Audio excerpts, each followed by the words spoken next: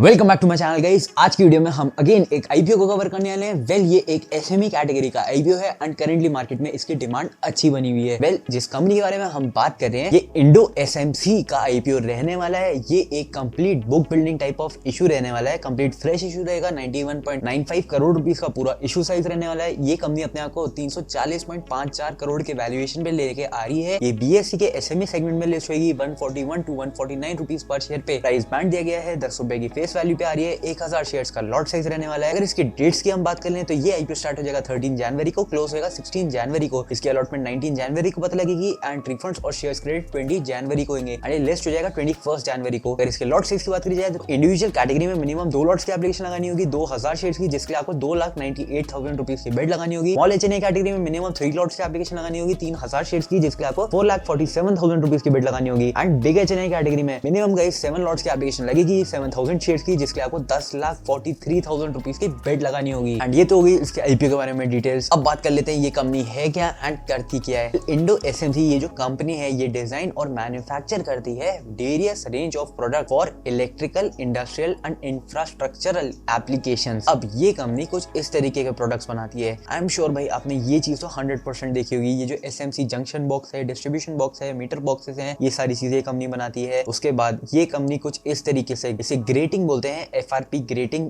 कुछ इस तरीके के प्रोडक्ट्स होते हैं, इसे मैन्युफैक्चर करती है। देन एफआरपी पल्ट्रूशन, इसको मैन्युफैक्चर करती है। देन ये जो टारपोलिन होता है ये ट्रक्स के ऊपर लगता है, इसके टेंट्स बनते हैं। ये जो पर्टिकुलर जो ये पूरी शीट होती है ना, ये काफी ज्यादा ऐसे मटेरियल की होती है कि ये जो प्रोडक्ट है ये वाटर प्रूफ होता है। एंड आई एम श्योर भाई अगर आपने कोई फैक्ट्री विजिट करी होगी कभी, या फिर रूरल एरिया में भी आप गए होंगे, या फिर भाई आपने कई बार काफी सारे लोगों की ना जो झोपड़ी वगैरह होती है वहां पे भी आपने ऊपर पे कुछ इस तरीके का पेपर देखा होगा। ये चीज होती है, इसे टारपोलिन बोलते हैं एंड ये पूरा वाटर प्रूफ होता है। उसके साथ ही इसमें अलग अलग क्वालिटीज के होते हैं। तो जैसे यहाँ पे बताया हुआ है कि ये यूवी रेजिस्टेंट वाले प्रोडक्ट्स हैं, तो ये चीज भी कंपनी मैन्युफैक्चर करती है। देन ये indoor and outdoor current end voltage transformers, इनको भी मैन्युफैक्चर करती है। एंड ये सारे इसके हो गए प्रोडक्ट्स। अब अगर हम बात करें कि इसके इन प्रोडक्ट वाइज रेवेन्यू बाइफर्केशन कैसा है, मतलब कितने परसेंटेज रेवेन्यू किस प्रोडक्ट से आता है, तो वो चीज भी हमें यहाँ पे बता रखी है। वेल 2025 का मैं डेटा लूंगा पूरे साल का, एंड यहाँ पे इन लोगों ने 30 सितंबर 2025 का भी डेटा दे रखा है, बट हम फाइनेंशियल ईयर 25 की ही बात करेंगे। एसएमसी बॉक्स से इस कंपनी का 50% रेवेन्यू आया है ऑलमोस्ट। फाइबर ग्लास से 2.47% रेवेन्यू आया है। कंपाउंड से 11.08% रेवेन्यू आया है। एंड जो वेस्ट प्रोडक्ट्स होते हैं उससे 0.29% रेवेन्यू आया है। देन जो मैनहोल कवर है उससे इस कंपनी का 0.05% रेवेन्यू आ रहा है। एफआरपी ग्रेटिंग, ये जो ये वाला प्रोडक्ट था, इससे इसका 21.24% रेवेन्यू आ रहा है। जो टारपोलिन है इससे इसका 1.91% रेवेन्यू आया है। टेक्निकल कंसल्टेंसी से 1.51% रेवेन्यू आया है इस कंपनी का। अब अगर बात करें स्टेट वाइज रेवेन्यू बाइफर्केशन की, तो इसका जो मैक्सिमम रेवेन्यू है ये गुजरात से आता है।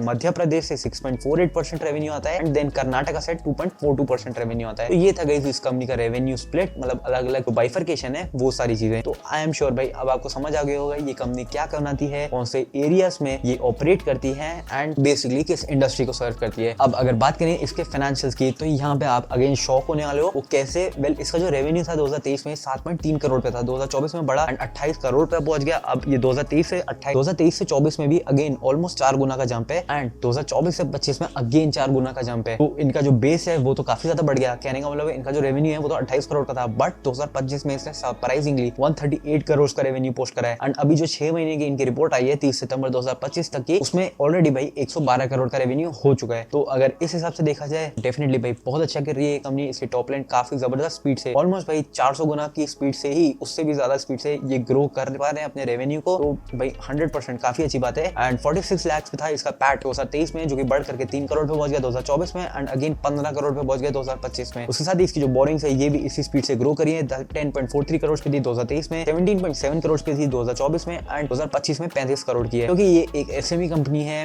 हो सकता है यहाँ पे भाई रिपोर्ट्स को मैनिपुलेट करा जा रहा हो एंड रेवेन्यू काफी ज्यादा आईपीओ के ऑब्जेक्टिव से भी हो सकता है, या फिर हो सकता है भाई ये काफी ज्यादा इन्फ्लेटेड नंबर से खा रहे हो। बट चीजें इसकी कैश फ्लो से समझ आती है एंड जो कैश फ्लो है भाई यहाँ पे ऑपरेटिंग एक्टिविटी से नेट कैश फ्लो नेगेटिव ही है। उसके साथ ही इनकी बोरिंग्स बढ़ रही है, तो आप फाइनेंसिंग एक्टिविटी से देख सकते हैं इनका कैश फ्लो ऑलमोस्ट 3078 लाख से बढ़ा है। तो भाई ये है इसके कैश फ्लोज। अब यहाँ से इसकी कंप्लीट पिक्चर तो हमें कुछ करके समझ आ ही रही है, बट अगेन भाई क्या ही कर सकते हैं, कंपनी अभी लिस्ट नहीं हुई है, ये आईपीओ है एंड आईपीओ के लिए आपने ये सारी चीजें तो देखनी जरूरी ही है। एंड उसके साथ ही भाई इसकी बोरिंग्स आपने देखी। अब इसके डेट टू इक्विटी को अगर हम देखते हैं तो ये 1 के डेट टू इक्विटी में, क्योंकि एक कंफर्टेबल पोजीशन में है। इसका जो आरओई है 2025 के साल में ये 74.45% पे था। रिटर्न ऑन कैपिटल एम्प्लॉयड 31.39% पे था। अगेन ये नंबर्स काफी ज्यादा अच्छे हैं। ये 11.13 के पैट मार्जिन पे ऑपरेट कर रही है। उसके साथ ये 6.97 के प्राइस टू बुक में अपने आपको लेके आ रहे हैं। तो प्राइस टू बुक के हिसाब से थोड़ी सी एक्सपेंसिव वैल्यूएशन में अपने आपको लेके आ रहे हैं। उसके साथ ही प्री आईपीओ जो इसका ईपीएस है 9.25 है, जो कि पोस्ट आईपीओ 10.02 पे पहुंच जाएगा। प्री आईपीओ जैसा पी है ये 16.1 है, जो कि पोस्ट आईपीओ 14.86 पे पहुंच जाएगा। प्री आईपीओ जो प्रोमोटर की होल्डिंग है ये 82.3% पे है, जो कि पोस्ट आईपीओ 60.07% पे आएगी। तो अगेन ये सारी हो गई इसके आईपीओ के बारे में डिटेल्स। अब बात कर लेते हैं भाई इस कंपनी को इस आईपीओ से पैसा उठाने की जरूरत क्यों पड़ रही है,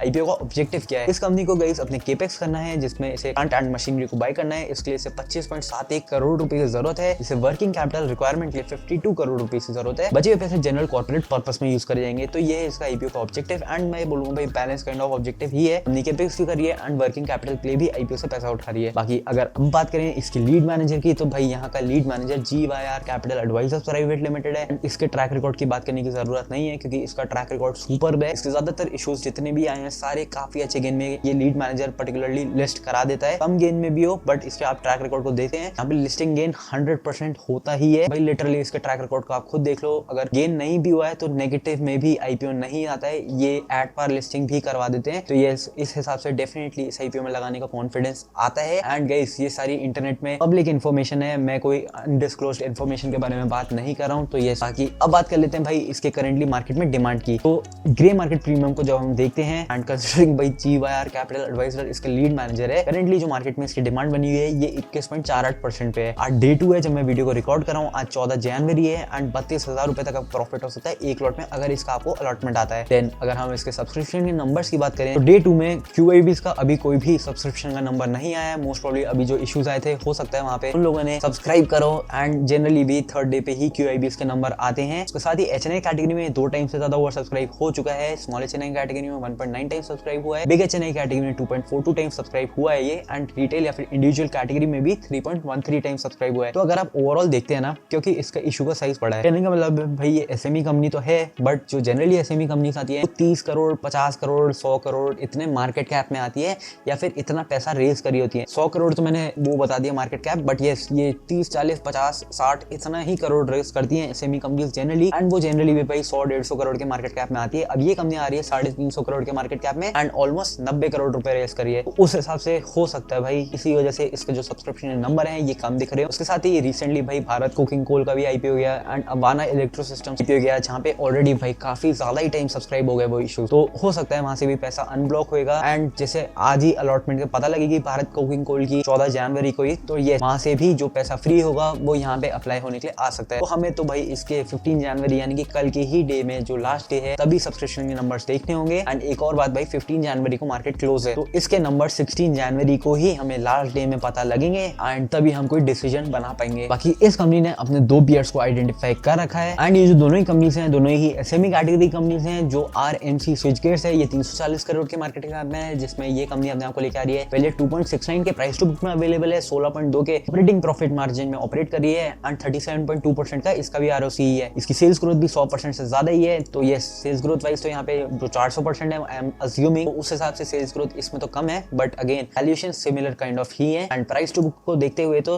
जो इंडो SMC है उसकी वैल्यूएशन काफी एक्सपेंसिव नजर आ रही है। उसके साथ ही अगर PE वाइज हम कंपेयर करें तो जो RMC स्विचगेयर्स है ये खाली 8 के PE में करंटली मार्केट में लिस्टेड है एंड वहीं पे जो इंडो SMC है ये अपने आप को ऑलमोस्ट 15 के PE पे लेके आ रही है। तो अगेन वैल्यूएशन वहां पे एक्सपेंसिव हमें देखने को मिलती ही है। तो ऑलरेडी लिस्टेड प्लेयर कम वैल्यूएशन में अवेलेबल है। बाकी एरोन कंपोजिट्स लिमिटेड की जब आप सेल्स ग्रोथ को देखते हैं तो यहाँ पे भाई सेल्स ग्रोथ कुछ है नहीं। इसका ROCE भी खाली 21.2% पे है, 1.51 के प्राइस टू बुक में कंपनी है एंड ओवरऑल अगर फाइनेंशियल वाइज कंपेयर करा जाए ना तो डेफिनेटली जो RMC स्विचगेयर्स है वो बहुत बेटर है। एंड दूसरी बात RMC स्विचगेयर्स को जब आप इंडो SMC से देखते हैं तो वैल्यूएशन वाइज कहीं हद तक ये चीपर वैल्यूएशन में अवेलेबल है RMC स्विचगेयर्स। बट हाँ हमें ये भी नोट करके चलना है कि जो इंडो SMC है ऑलमोस्ट 400% से भी ज्यादा में अपने सेल्स को ग्रो कर पा रही है। और अगेन उसके कैश फ्लोस को देखते हुए ही आपको सोचना पड़ेगा क्योंकि उसका net cash flow from operating activities negative है। एंड हो सकता है आप मेरे को ये बोलें कि काफी छोटी कंपनी से कैश फ्लो तो नेगेटिव ही होगा, बट अगेन भाई पैसा तो आना चाहिए ना कंपनी के पास। बट अगर पैसा आएगा ही नहीं तो मेन चीज भाई ऐसे कई बार हुए हैं, कई बार घाटे मतलब घाटा बोल रहा हूँ घोटाला बोलना चाहिए, वो चीजें भाई कैश फ्लो से ही पता लगती है। काफी बार कंपनीज भाई अपने प्रॉफिट्स को अपने रेवेन्यूज को काफी ज्यादा इन्फ्लेटेड नंबर शो करती हैं बट नेट कैश फ्लो जो कंपनी के पास आ रहा है कैश इन हैंड वो आता ही नहीं है, कैश आता ही नहीं है, उनके बुक्स में रियलाइज ही नहीं होता है। तो yes at the end of the day cash flow से ही हमें सब कुछ पता लगता है। एंड यहाँ पे cash flow net cash flow from operating activities negative है। तो